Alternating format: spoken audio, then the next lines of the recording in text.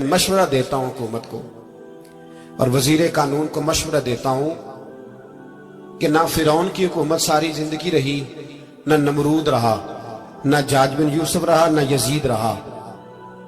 और यार दरबारी बन के हुक्मरानों की चापलूसी करते करते तुम यहां तक आ गए हो कि अब नबी पाक की इज्जत को हाथ डालना शुरू कर दिया है। और आप यकीन करें सियासी जमातों का इतना बुरा हाल है कि इनके लीडर के बारे में कोई बात करे तो पागल हो जाते हैं ये एहतजाज कर करके। और उसने डायरेक्ट कह दिया कि खत्म नबूवत का मसला ही कोई नहीं, जो दीन की बुनियाद है, किसी को परवाह नहीं।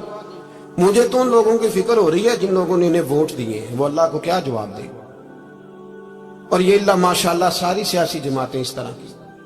और मेरा वजीर कानून साहब को भी मशवरा है कि जिंदगी बड़ी थोड़ी है, बड़ी थोड़ी। अल्लाह सबको माफ करता है, अपने रसूल के गद्दारों को माफ नहीं करता। और यहां तुम्हारी गाड़ियों पे झंडे लगे हुए हैं, वहां भी तुम्हारे झंडे लगेंगे, पर इसलिए लगेंगे कि ये गद्दार है नामूसे रिसालत के। ये झंडे लगेंगे। शर्म करो और डर जाओ, बस कर दो। तुम्हारे मुंह में अब दांत पूरे नहीं रहे। कोई शुगर का मरीज है तो कोई ब्लड प्रेशर का, तो कोई हार्ट का, तो कोई कैंसर का। शर्म करो और अपनी कब्र की भी थोड़ी सी फिक्र करो। बताओ पाकिस्तान के कितने सदर गुजरे, वजीर आजम गुजरे, तो उनकी कब्रें कहां हैं? कोई जाता है उनकी कब्रों पे? किसी को खबर है? क्यों अपने लिए जहन्नम इकट्ठी करते? सारा कुछ दुनियादारी रह गई है, सारा कुछ सिर्फ यही रह गया। हजरत अबू बकर सरदार थे, हजरत उमर सरदार थे कबीले, हजरत उस्मान सरदार थे। उन्होंने सरदारियों को ठोकर मार के रसूलुल्लाह के कदमों में बैठना पसंद किया। सरदारियां छोड़ के गुलाम बन गए।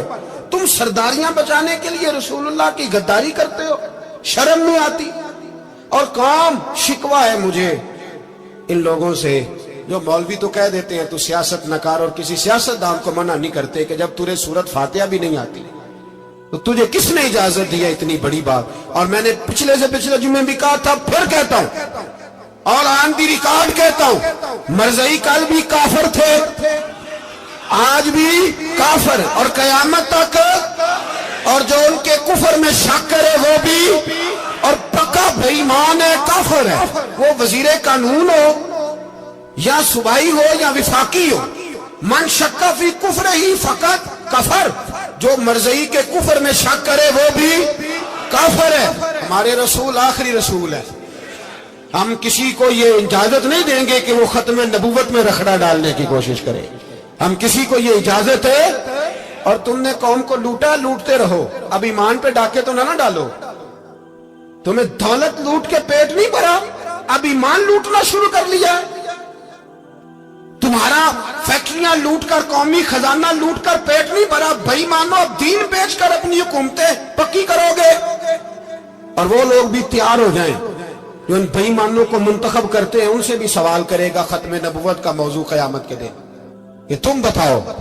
इनको सपोर्ट करते थे जो रसूलुल्लाह सल्लल्लाहु अलैहि वसल्लम के बाद भी किसी नबी को नबी मानना दुरुस्त जानते थे।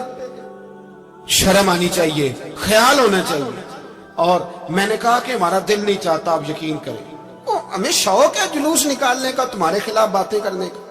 तुमने रोज थर्मामीटर निकाला होता है, चेक करते हो कि ईमान कितना है कितना नहीं है। ये पाकिस्तान अगर सूबा सिंध है तो हजरत अब्दुल्ला शाह गाजी का है, अगर बलोचिस्तान है तो हजरत बाबा अब्दुल रहमान का है, और अगर पेशावर है तो वो सूफिया का है, और अगर ये धरती पंजाब है तो ये दाता अली अजमेरी की है, ये बाबा फरीदुद्दीन की है। इसमें किसी गद्दार को कब्जा करने की इजाजत बिल्कुल नहीं मिलेगी। और हम वो लोग भी नहीं जो चुप करके अंदर सोते रहे, कौम जो करती है करती रहे, हमें परवाह नहीं। ना, ऐसी कोई बात नहीं। कोई बंदा ना समझे कि इन्हें होश नहीं, इन्हें पता नहीं, हमें सारा कुछ ही आता है। फिर अगर कल को कोई मुमताज कादरी पैदा हो गया तो शिकवा ना करना। कल को कोई फिर से आमर चीमा निकल आया तो शिकायत ना करना, याद रखना।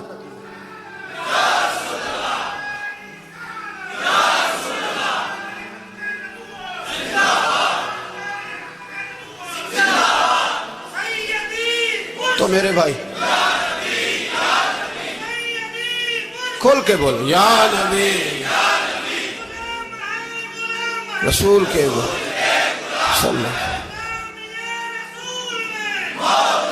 یہ مشورہ ہے.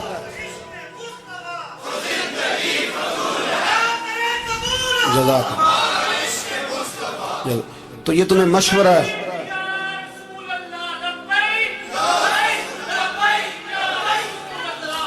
میری بات سنیں، یاد رکھیں، یہ لوگ بعد میں پچھتاتے ہیں، پھر مناظرے کراتے پھرتے ہیں اس نے صحیح کیا کہ غلط کیا، پھر انہیں ہوش آتی ہے بعد میں، پھر ان کے ہواری نکل کے میدانوں میں دلیلیں دیتے ہیں.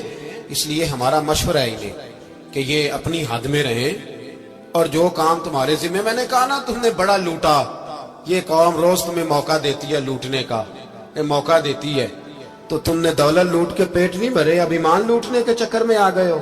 یاد رکھو، مسلمان گناہگار ہیں، غدار نہیں ہے.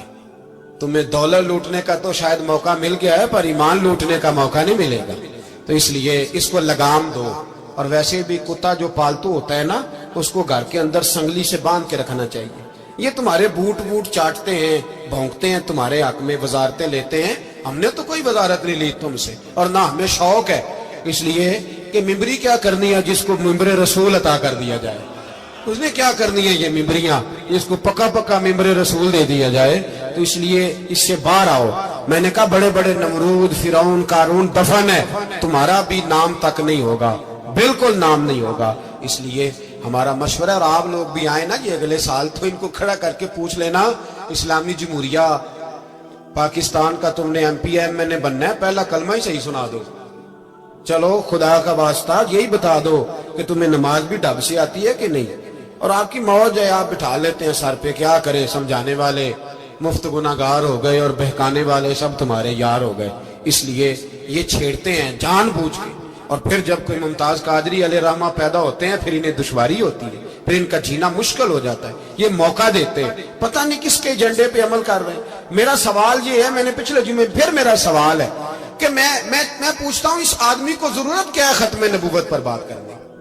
جب امت مسلمہ کے متفق کا فیصلہ ہے کہ مرزائی کافر، اسمبلی نے بل پاس کر دیا کہ مرزائی ان کو اقلیت قرار دے دیا، اور جب سے وہ اقلیت بنے، نہ ہم نے ان کی عبادت گاہ جلائی، نہ ہم نے ان کو قبروں سے نکالا، نہ ہم نے، بس ٹھیک ہے جیسے عیسائی رہتے ہیں، یہودی سے کس ملک میں رہتے ہیں وہ بھی رہے، اقلیت بن کے رہے، کوئی اعتراض. پر تم انہیں کھینچ کے کیوں قریب کرتے ہو؟ تمہارا کیا جرانہ ہے ان کے ساتھ؟ بتاؤ تو صحیح.